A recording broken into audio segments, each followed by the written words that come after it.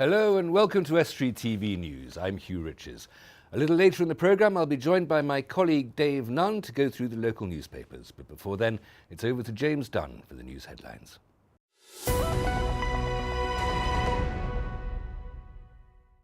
Hello, in the headlines today, campaigners are told how long they'll have to wait to find out what the future holds for Grimsby's endangered ice rink, and a celebration for the UK's longest serving lollipop lady. North East Lincolnshire Council has promised ice rink users that they'll have an answer over its future next week. The rink was shut after the refrigeration system malfunctioned, leaving figure skaters and a number of local ice hockey teams with nowhere to train. Users started a petition to save the rink less than a week ago, and it already has more than 800 signatures. Leisure portfolio holder Mick Burnett met with campaigners outside Grimsby Leisure Centre on Tuesday and promised to have an answer within a fortnight. But he told Estuary TV that he can't say what that answer will be, as it will depend on the price tag and value for money for taxpayers. I'm here, I'm the portfolio member. I'm more than willing to come and talk to the users of the ice rink. By and large it was okay, but it's a rough ride because they quite rightly want to know when are we going to open it and when are we going to fix it. I gave a commitment on Tuesday for a fortnight. That is what I'm trying to push for. Unless there's anything unforeseen happens between that and the next fortnight, that's what we need to bottom it in terms of whether we're going to how we're going to fix the problem. We asked a few people what they think about the prospect of losing Grimsby's ice rink. It doesn't really didn't even know there was one. I knew there was one ages ago. I thought it already closed. I think it's disgraceful, to be honest. Well, I don't think it's the right thing to do, is it, really? It's another facility gone. Oh, terrible. Just like closing everything else. Where's the funding going to come from to maintain it if there's not a lot of people using it? Do you know what I mean? You've got to be realistic about the amount of people using it and whether it's worth keeping open. Personally, I think it's a good facility to have in the town, but I mean, you've got to be realistic, haven't you? A man has been charged with possession of a knife following an incident on Grimsby's Nunsthorpe estate. 3 men were arrested following a disturbance on Sutcliffe Avenue, but a 23-year-old and a 36-year-old man have now been released without charge. A 24-year-old that was charged will appear at Grimsby Magistrates Court on July the 16th. People who stayed at the YMCA in Grimsby met up again in a reunion at the foyer. The foyer offers temporary accommodation to people who find themselves in desperate circumstances, and staff offer advice that can help them turn their lives around. But although the circumstances may be bad, often people consider their experience very positive. We went along to speak to the former residents and staff about what they think of the YMCA. It's good, you make a lot of good friends and it's like a little family. I think it's a good place. It's a great place to make friends, great place for great opportunities. They teach you how to live independently and manage your money and how to move on to sort you out with college and accommodation after this as well. So it's a massive help. It's something to definitely do in life. For the vast majority of young people who live at the foyer, it brings real stability to their lives, so they do appreciate it, and it's nice as members of staff to hear the stories as well from them when they do come back and tell us, so it's great. And finally, North East Lincolnshire Council is celebrating the longest serving lollipop lady in the country after 50 years of keeping school children safe. Beryl Quantrill started in 1964, employed by Grimsby Borough Police on £1.25 a week for 16 hours.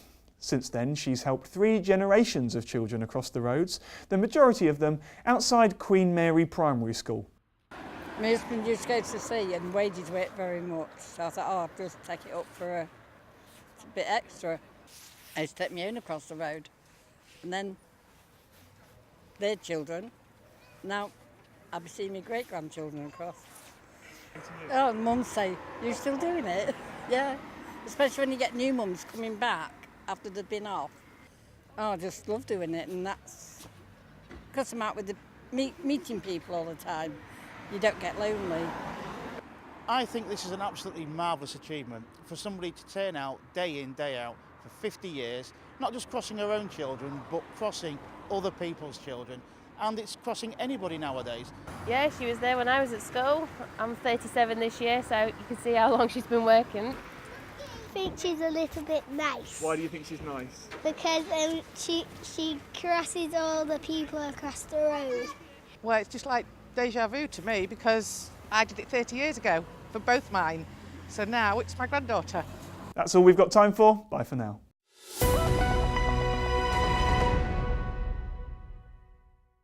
I'm joined by journalist and political analyst here at Estuary TV, Dave Nunn, to have a look at this week's newspapers. Dave, what news have they seen fit to print? So first of all, in the Grimsby Telegraph, we've got the story about the young man who stabbed someone in the leg with a knife while he was high on MCAT and cider. And, MCAT and cider? Yeah. Okay, that seems an unhealthy combination to me. I imagine it is, I don't really know myself, but basically this guy was getting a lift from Tesco's and he pulled up outside this house and the charming man on the paper there knocked on his car, got him out and stabbed him in the leg on the path with a penknife. For no apparent reason, it was purely because he was stoned out of his skull on these various drugs. Basically, yeah, and there's been some controversy because when obviously the stabbing victim went to the hospital, cleared, everything was fine. He went back a couple of days later and he had an infection in his leg, so he had to have his leg amputated, which I can't imagine is nice. And then obviously the man was jailed and he got 4 years in prison for it. 4 years doesn't seem very much for depriving a man of his limb. No, it really isn't. Obviously there's been a lot of things in the press lately about soft justice, and I really do think that this is a damning indictment on our justice system, that this man who was high off his face can basically go up to a random person in the street, stab them, cost them their life basically and their career, future prospects, and just leave them permanently scarred, really. Is it really soft justice? Because if you sentence somebody for a severe, this would be a grievous bodily harm, for under the Offences Against the Person Act 1861, that would be, you can't sentence somebody for life, for instance, because that's a sentence reserved for murder. You have to acknowledge the fact that this isn't the worst thing you can do, so there's a limit to the number of years that you can send somebody to prison for. Oh no, it's definitely not the worst thing you can do, but I think it's all about the circumstances of the crime as well. It's the fact that this young man was clearly irresponsible, he was off his face, and he just randomly decided to attack somebody in the street. It's not what normal people really do, is it? No, well, it's not. No, I hope not. But there's also that fact that he was off his face, that he was not responsible for his own actions. He was responsible for taking the cider and the drugs in the first place, but having done that, he was acting sort of automatically, as it were, and he didn't have intent to do anything because he wasn't in a state of mind capable of intending to do anything. Perhaps, I only suggest this, but perhaps that was a plea in mitigation for him, and that if you're not responsible for your own actions, you can't really be punished for those actions. It probably was his defence that he was obviously not responsible for his actions because he was drunk and high at the same time. I've studied cases where people have said the same defence before, where they were drunk or whatever. But I still think that, you know, when we all go out to nightclubs and stuff on Saturday nights, we have some sort of semblance of our actions. We sort of have control of what we're doing. So. Well, you're a keen observer of politics and political philosophy, and has wider implications, doesn't it? If people are not responsible for their own actions and they can be held as no longer what they do is not their fault, then are they also responsible for their own liberty? I mean, is one responsible for one's own actions when one votes, for instance? And should one be deprived of the vote if one can't be trusted to keep the law?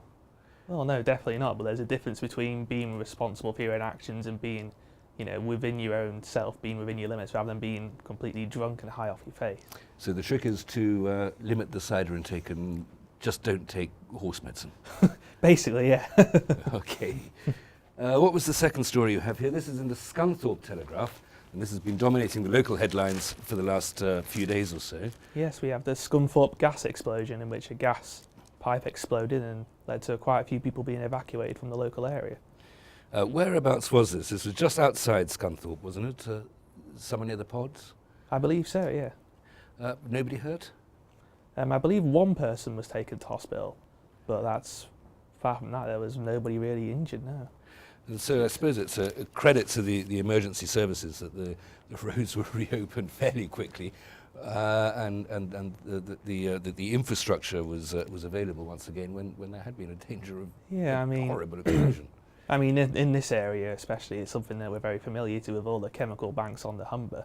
I remember when the Conoco refinery exploded several years ago, and there was a quick response to that as well. So I guess the emergency services around here have to be ready to deal with these kind of things because of the nature of the area where we live, surrounded by all these factories. It's a terrible risk, isn't it? It's not somewhere where you want to go around throwing away random cigarette butts.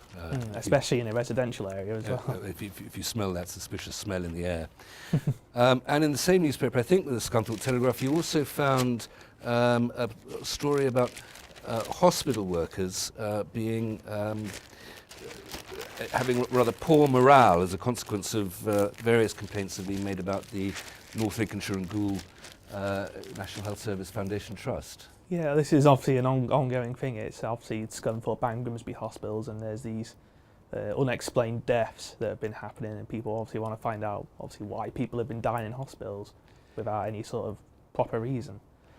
Everybody's everyone got to die somewhere, but for a reason. But obviously, there's negligence may be involved in these sort of things. Well, we can't speculate too much on that because there's an inquiry going on at the moment, which we'll be reporting at the end of July. But of course, if there are accusations of incompetence or negligence, as you say, going around, and at the moment they are only accusations, then everybody's going to feel scrutinised, I suppose, and feel that people don't have faith in their professionalism. Oh yeah, definitely. But it's important to remember that this is only a small number of people that have died. It's not like loads of people are dying in these hospitals. So it's important for people to know that the hospitals are, pretty much still relatively perfectly safe. Really, obviously these things can happen anyway. I mean, it's important to know that not people are dying every day, and the hospitals are still safe to go to and be treated at. Really. And a story here, and this one's from the Grimsby Telegraph. Yes. A man has been tweeting on his job-seeking activities. Yes, well, we're seeing things like this happen quite a lot over the last few years, with people trying to make themselves stand out in the jobs market, since obviously it's very tight to find a job at the moment, and people are trying to make themselves stand apart from others, and obviously this tweeting is one way to do it. I just want to show that I'm willing and taking to Twitter as part of that. And what he's been showing is that he's been making an awful lot of job applications. Yeah, because obviously there's obviously certainly quite an attitude in this country that people who are on things like job seekers basically sit around and do nothing all day. And obviously by tweeting, this guy wants to show that he's actually being proactive and doing something about it. There is an awful lot. There's not a prejudice, because I'm sure it's often true, but there is all these television programs about scroungers and Benefit Street and all that sort of thing. They're demonising the unemployed in some ways, perhaps. Well, this man clearly isn't being demonised, making the effort. People do demonise the unemployed, but I think most people on job seekers do make an effort to find a job, because it's not nice to be stuck without employment, doing nothing at home all day. It's very tedious, isn't it? We've got a slightly more cheerful story here. This is the Louth Leader, and a man is making guitars out of biscuit tins. Now, this is an extremely cheerful story. A luthier, actually, I think is the correct word for a guitar maker. I play the guitar a little bit myself. I suspect that it would sound even worse if I were playing a biscuit tin than it does when I've got a normal instrument. But I think why would a man decide to start making musical instruments out of biscuit tins and bits of old stick? Maybe he just wants to turn his passion and just change it a bit, make it a bit different to what everyone else does. I think the instruments themselves are works of art. There's a very, very small picture here. He's got a biscuit tin from it looks like a Jack Daniels biscuit. I didn't know they made biscuits, but maybe that's for playing the Southern blues, I would imagine. It's certainly a very creative thing to do. Well, I hope it is. Now, we'll go on to a story here involving the police. This is also from the Grimsby Telegraph, and it's one involving Grimsby Police Station. A man died in police custody. Just tell us a little bit about that inquiry. Well, the man who died was called David Hill, and he got taken into the cells for the night, and he died basically, and there was no real, and there's now the possibility of arrests of serving police officers. Thank you very much for coming in. That's all we have time for this time, I'm afraid. If you do have any stories for us, please contact us in the usual ways, Twitter, Facebook, or by telephoning 01472 315561. Until next time, goodbye.